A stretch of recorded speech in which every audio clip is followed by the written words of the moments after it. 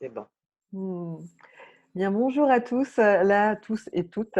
Je suis, très heureuse, honorée même d'accueillir, aujourd'hui, Laurence Rouillet-Camara. Je te suis depuis, je sais pas si c'est depuis le début, mais en tout cas depuis, très longtemps dans ton projet, dans ce projet de cœur qui me touche, profondément et dans ce moment, en tout cas on a une journée spécifiquement dédiée aux femmes qui œuvrent dans le monde et qu'on a envie de mettre à l'honneur, donc faut qu'on en parle.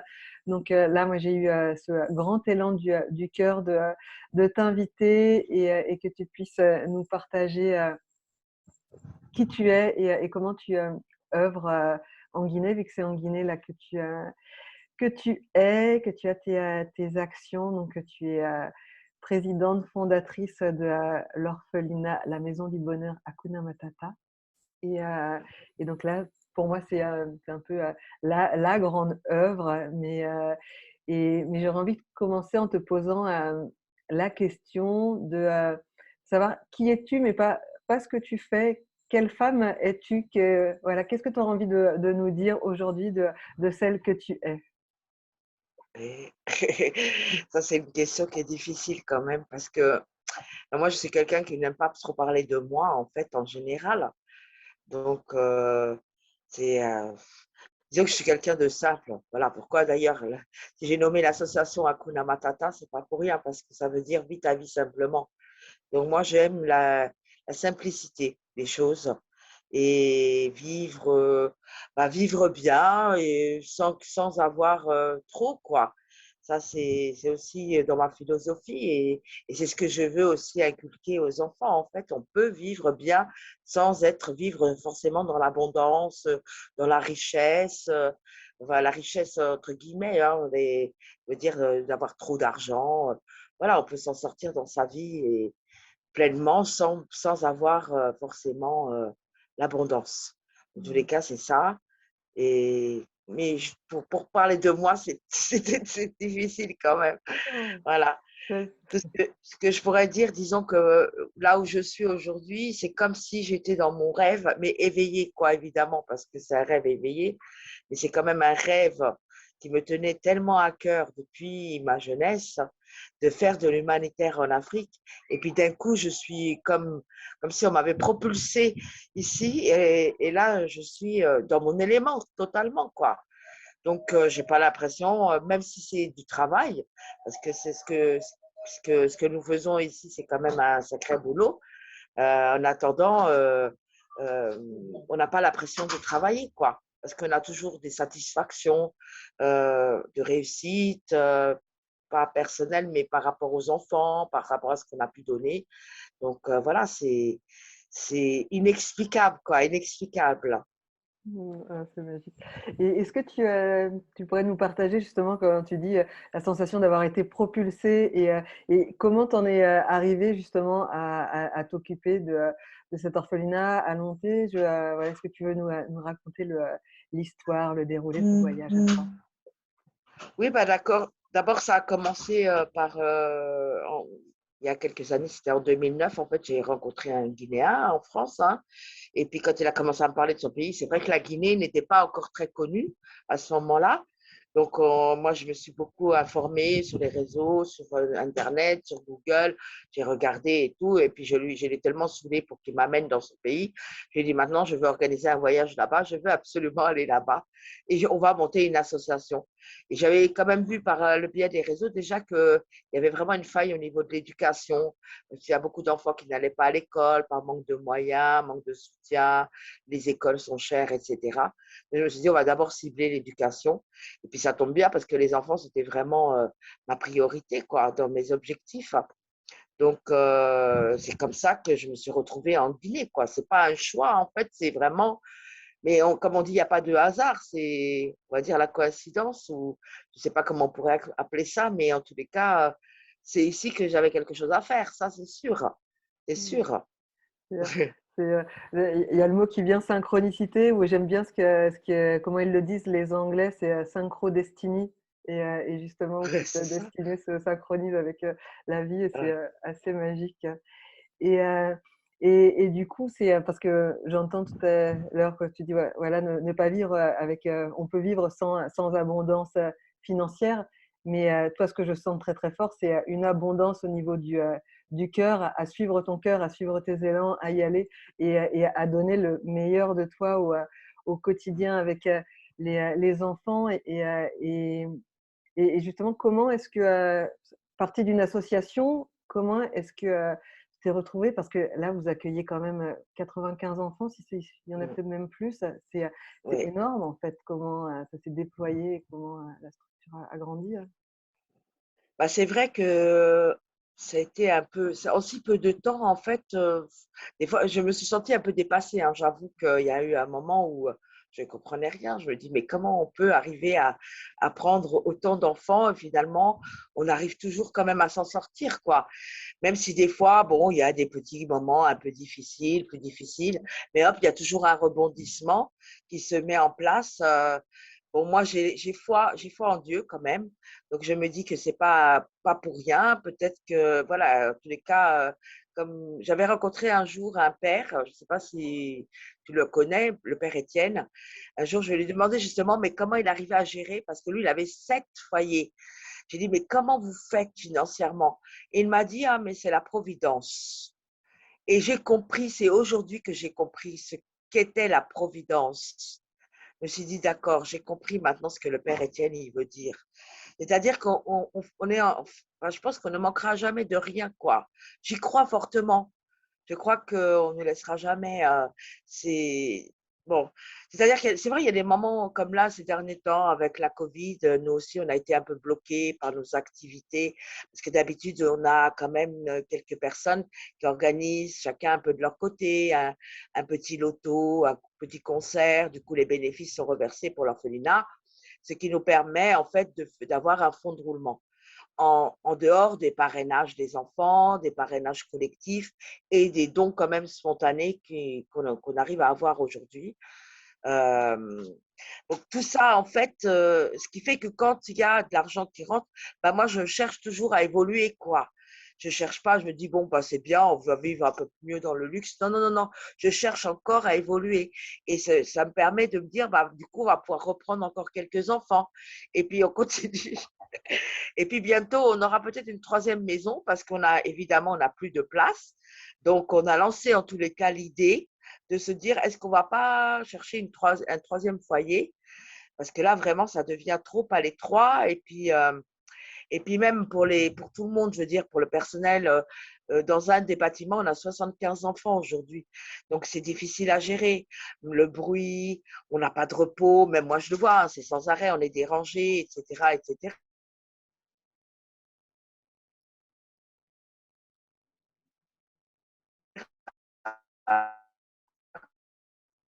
Quoi.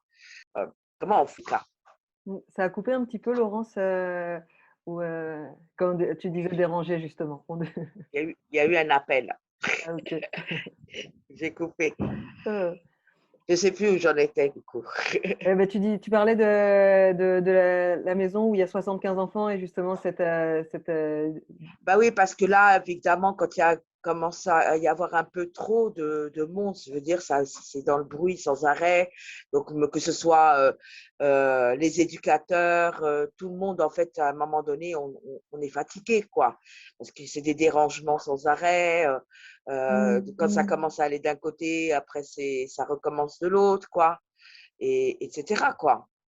Ouais. Moi, je vois déjà avec 2 à la maison, parfois j'ai l'impression d'être dépassée, 75.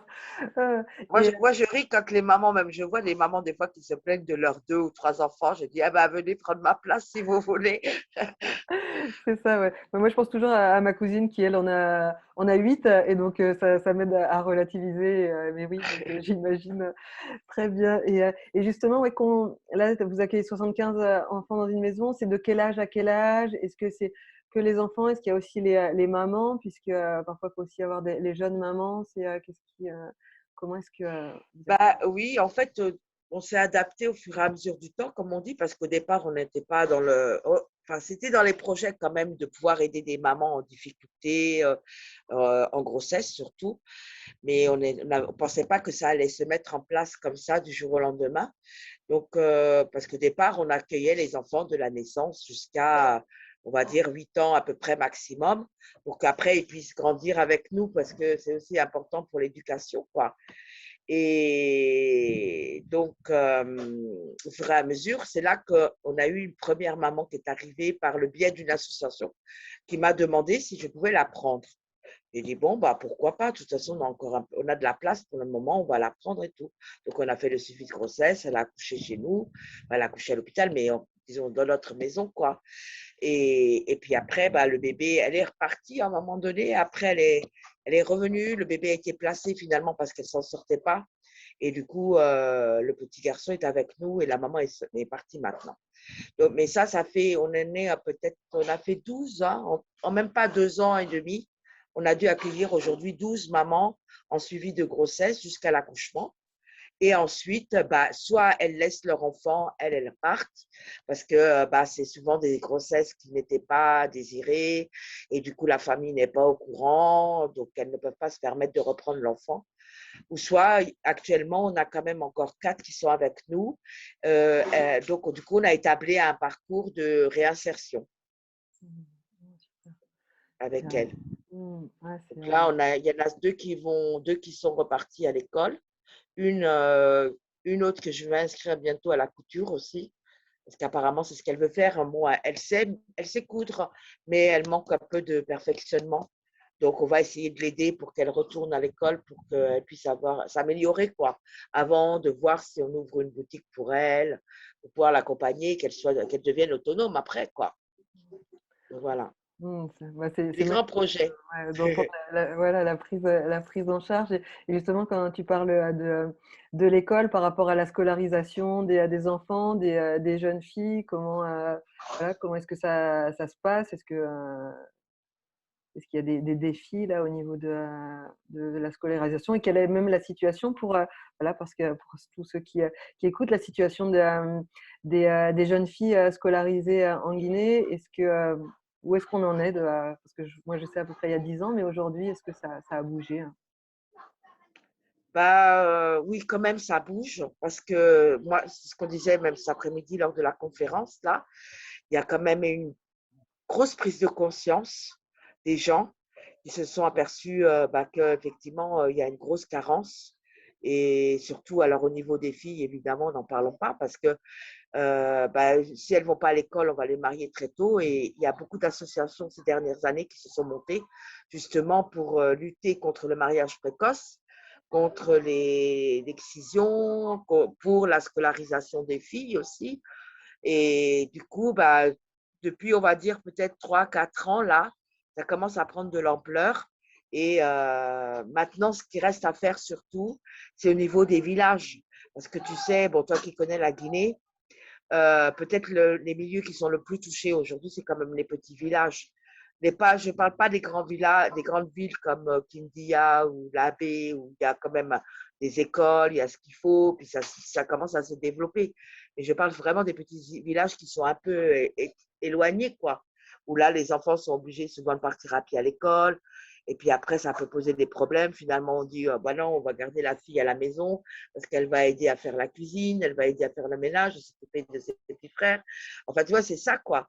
Et puis finalement, bah, on retrouve que moi, j'ai accueilli des enfants justement qui venaient des villages, deux jeunes filles comme ça, mais ça a été impossible à gérer.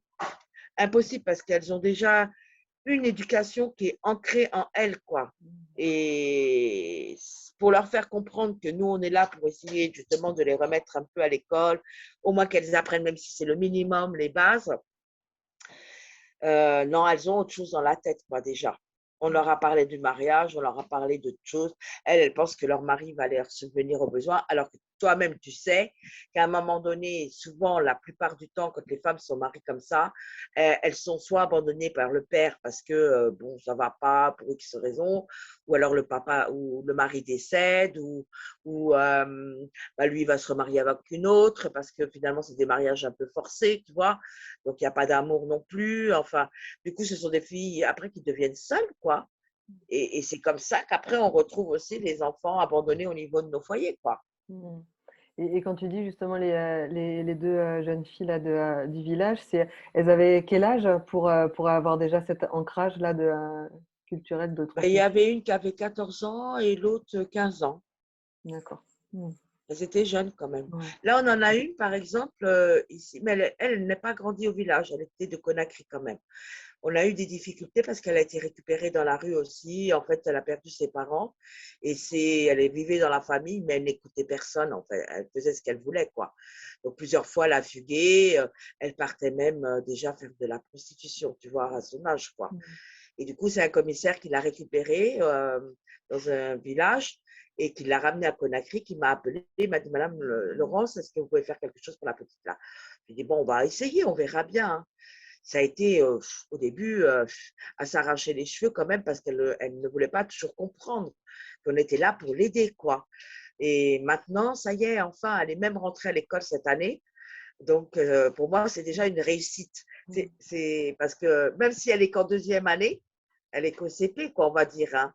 Mmh. Mais le fait de vouloir aller à l'école et de ne pas avoir honte, parce que vu l'âge qu'elle a quand même, de se retrouver avec des petits, j'ai trouvé ça que c'était vraiment très courageux de sa part. Et en même temps, c'est une récompense pour moi parce que je me dis tout ce qu'on a fait là, à se battre avec elle, bah, c'est pas pour rien, quoi. Mmh. Donc, c'est bien. Elle a encore des efforts à faire, mais ça vient, petit à petit, ça vient. Mmh. Et je pense Oh. pas qu'on aurait réussi avec les filles du village là. Mmh. Elles étaient vraiment dans leur truc, quoi, déjà. Mmh. Ouais. Et tu vois, quand tu parles, je suis en train d'imaginer avec 75, plus de 97 enfants. Là, comment est-ce que c'est là, tu as une vision sur tous, tu suis leur parcours individuellement. Il y a des éducateurs, j'imagine, qui sont là, mais toi, quel est ton rôle en tout cas? J'imagine qu'il y a aussi quelque chose de la maman aussi, l'image de la maman peut-être qui prend soin. Comment est-ce que tu te définirais Bah dans… oui, en fait, je ne fais aucune différence déjà entre les enfants et je les connais tous, tous. Donc, les gens sont même très surpris chaque fois qu'ils viennent parce que je connais tous leurs noms, tous leurs noms. Donc, déjà, et puis je connais leur histoire aussi. Je sais de quoi et comment ça s'est passé, pourquoi ils sont là, etc., etc. Donc, c'est vrai, c'est surprenant parce que 95 enfants sont emmagasinés dans ma tête, quoi. Déjà, quand on me demande la vie de cet enfant, ouf, alors là, je sors, bah oui. Mais vous savez tout, quoi. Je dis, oui, c'est comme ça, tout est emmagasiné. Donc, mais c'est bien parce qu'en même temps, ça permet, tu vois, bon, par exemple, on a des éducateurs qui viennent, c'est pas toujours les mêmes, hein. Des fois, on change d'équipe parce que les gens viennent, les gens s'en vont, quoi, comme dans toutes les non, c'est pas une entreprise, mais c'est la même chose, quoi. Donc, il faut toujours répéter les choses parce que souvent, on a des enfants qui sont turbulents, tu vois. Donc, mais si tu connais pas pourquoi il est turbulent, c'est ce que j'explique aux gens. Des fois, déjà, attention, il faut connaître la cause. Pourquoi l'enfant réagit comme ça? Tu vois, c'est triste. Je vais parler d'une histoire triste à sujet d'Alassane. Petit Alassane qui nous a quittés cette année-là. Alassane était un enfant très turbulent, mais en même temps très gentil, mais très insolent. Il insultait tout le monde. Moi, je me suis demandé, parce qu'il est arrivé, il avait 3, 4 ans à peu près, mais les injures qui sortaient de sa bouche. Mais c'était un petit drépanocytaire, SS. Il souffrait énormément en cas de crise, tu vois. C'est ça qui l'a même, malheureusement, qui l'a fait partir dans l'autre monde récemment. Et aujourd'hui, j'ai compris qu'en fait, parce qu'on a 2 autres petites filles de drépanocytaires aussi, et c'est la même chose, c'est-à-dire qu'elles sont en permanence en train d'insulter.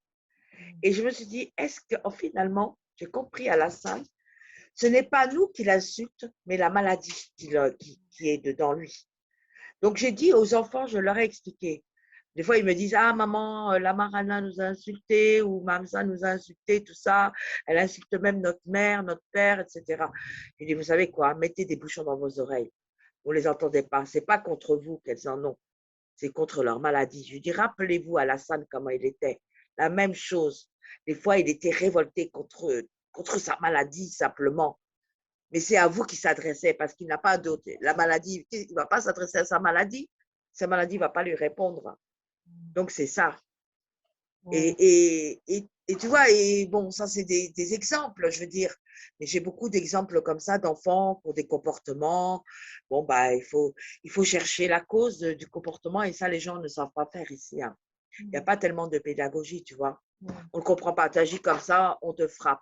Ben non, on ne frappe pas un enfant comme ça sans savoir pourquoi. Il y a déjà des fois, il y a des causes aussi.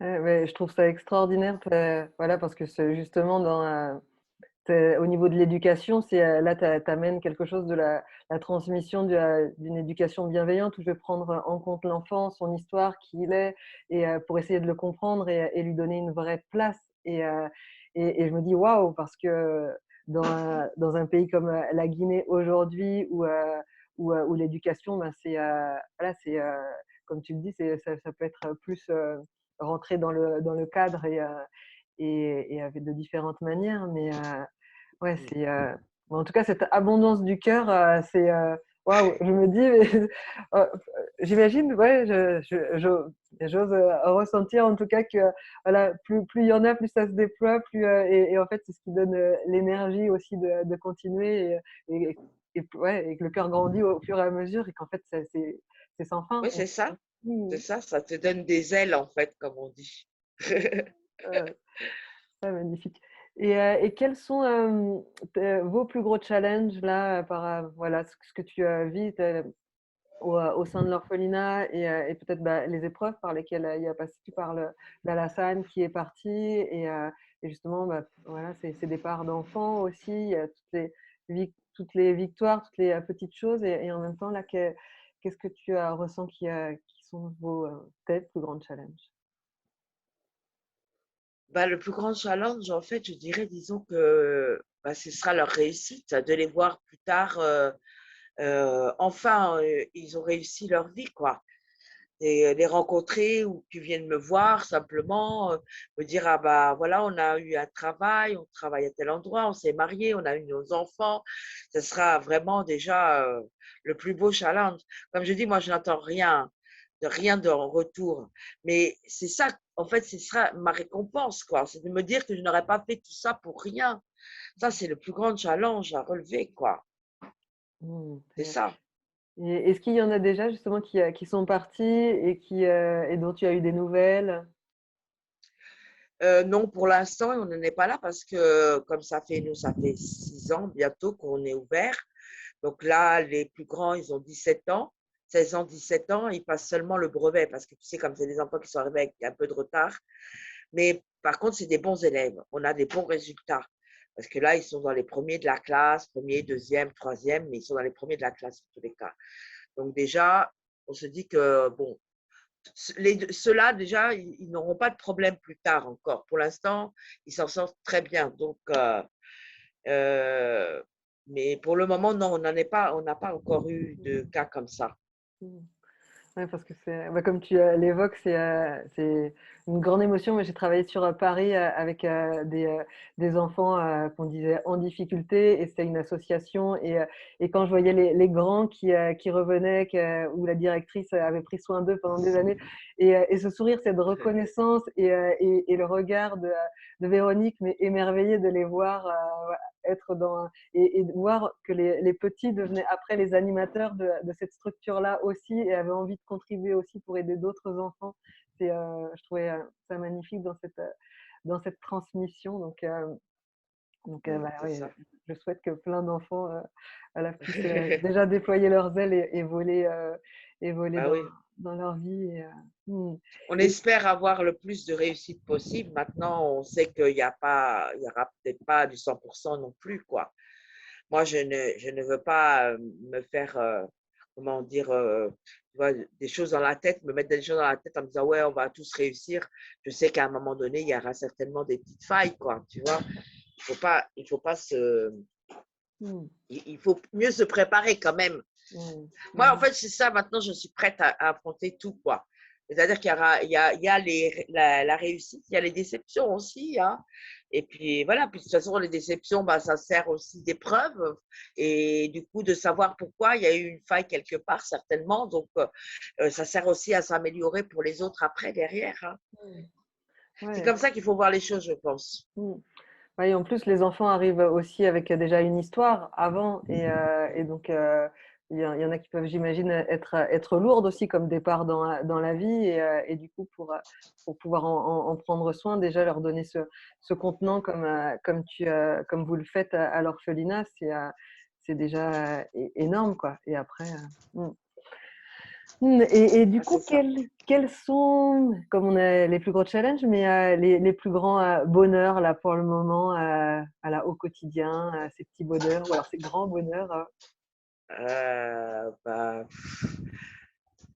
euh, bah, par exemple, quand on sort des enfants déjà de la malnutrition, parce qu'on en a eu quand même quelques-uns, beaucoup, qui ont beaucoup souffert, qui ne marchaient pas en plus à cause de la malnutrition. Et là, d'un coup, on les voit marcher. Alors là, c'est énorme, quoi. On ne peut même pas expliquer. Ça, c'est un bonheur. Parce que, en plus, ce sont des enfants souvent qu'on a amenés du coup en hospitalisation parce qu'il y avait des anémies, enfin tout un tas de problèmes de santé. Et là, quand je vous assure, quand vous les voyez commencer à marcher, mais là, je dis ça y est, c'est fini, quoi. Ouf. Ou quand ils commencent à grossir. Enfin, il y a beaucoup de bonheur, en fait, parce que il y en a même des fois qui m'ont donné des larmes aux yeux, quoi. Je ne veux pas, je me souviens pas trop exactement, mais en tous les cas, il y a eu beaucoup de bonheur, beaucoup. Mm.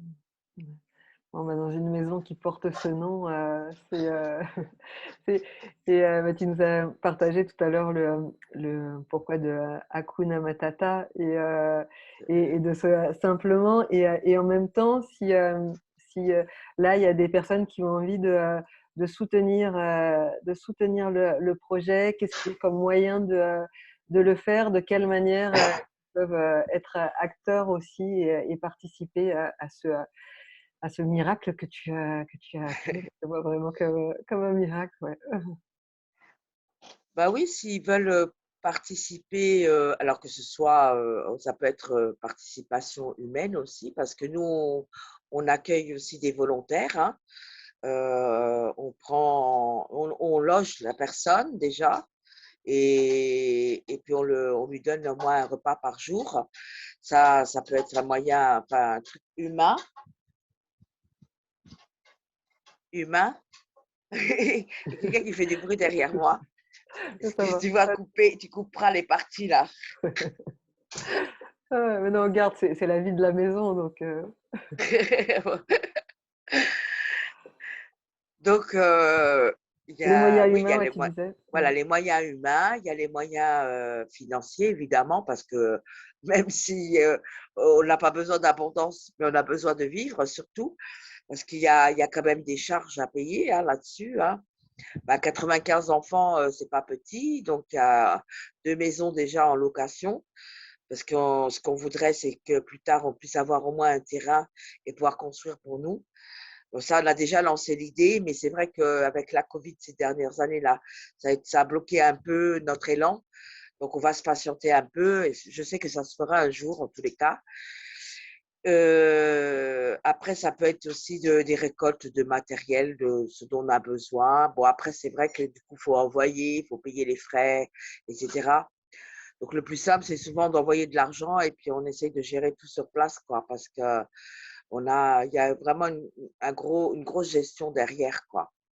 Donc, le parrainage collectif est une très bonne aide parce que là, en fait, il permet vraiment de la prise en charge de tout le monde, quoi, une communauté, quoi. Et ce qui fait qu'il n'y a pas de différence et puis au moins, bah, nous, on peut continuer nos actions, quoi. C'est ça. Ouais. Et donc, il y a aussi une structure en France. Comment est-ce où est-ce que si les personnes veulent envoyer, c'est à vous directement? Comment est-ce qu'il y a le site internet ou la page? Où est-ce qu'on vous trouve? Là, on a notre association. Bon, ils m'écrivent sur ma page. Moi, après, je les mets en relation avec la présidente qui est en France, elle, qui a créé donc le compte français. Donc là, à ce moment-là, on transmettra le RIB. Alors après, on a aussi créé du coup, parce que ces derniers temps, on a des demandes du Canada aussi. Donc le Canada, c'est un peu compliqué, les États-Unis et le Canada, parce que ça fait beaucoup de frais. Et donc, apparemment, par le compte PayPal, c'est beaucoup plus intéressant. Donc, on a aussi un compte PayPal. Après, bon, ceux qui veulent, il y a aussi maintenant Orange Money, ceux qui connaissent, parce que ça, on peut le faire maintenant partout dans le monde, pratiquement. Donc, ça arrive directement ici en Guinée, parce que moi, j'ai un compte Orange Money. Et après, on a aussi, bon, bah là, tous les transferts d'argent, Western Union, MoneyGram, etc., quoi, peut être aussi fait si les gens ne veulent pas passer par l'association directement, hein. Mais Mmh. sinon, au niveau de l'association, il n'y a aucun souci parce que régulièrement, normalement, on se fixe une fois par mois en tous les cas. Et après, si j'ai des besoins, qu'on voit qu'il y a des rentrées, il y a eu des rentrées un peu plus importantes, là, elle me fait un deuxième envoi dans le mois, quoi. Mmh. Et ouais, bah, de toute façon, je mettrai, sous la vidéo le lien avec ta page Facebook et comme ça Voilà. si, tu as envie, de contacter, de contribuer et là, j'aurais envie de te demander comme, samedi, c'était le samedi, 20 novembre et c'était la journée des droits de l'enfant et j'aurais envie de te demander quel message, tu aurais envie de transmettre aujourd'hui à ceux qui vont regarder? Quel message tu aimerais transmettre au nom de l'enfant? Bah, en fait, moi, j'aimerais qu'il y ait plus de différence partout dans le monde concernant les droits des enfants. Parce, parce que vraiment, l'écart est très important. Très important. On ne se rend pas compte, en fait, quand on est de l'autre côté, quand on est dans un pays développé où les droits des enfants sont à peu près respectés quand même. On ne va pas dire peut-être à 100%, mais 98%, c'est respecté. Et quand on traverse, quand on va dans des continents, sur un continent où bah, il y a encore beaucoup à faire, j'aimerais que vraiment les gens soient sensibles.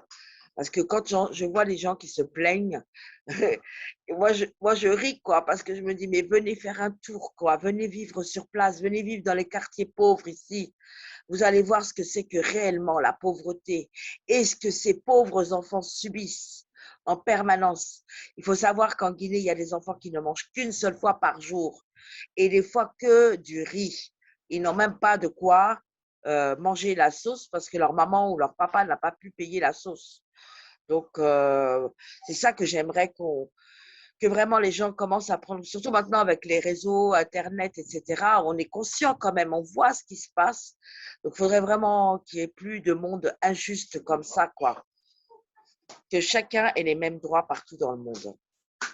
Et alors, comme je dis, bon, en Guinée, nous, on a surtout ciblé l'éducation, parce que c'est vrai que c'est la plus grosse faille.